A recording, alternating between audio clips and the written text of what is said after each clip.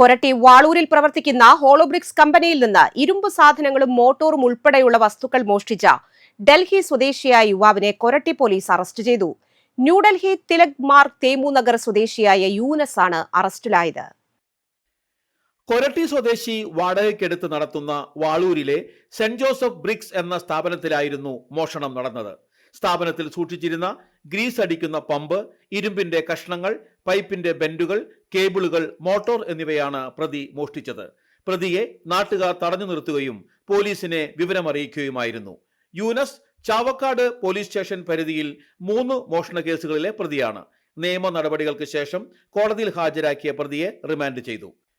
Koratty police station sub inspector CS Sumesh, ASI Sheeba, senior civil police ഓഫീസർമാരായ Abhilash, Unnikrishnan, Martin, civil police officer Amal Anand എന്നിവരാണ് അന്വേഷണ സംഘത്തിൽ ഉണ്ടായിരുന്നത്.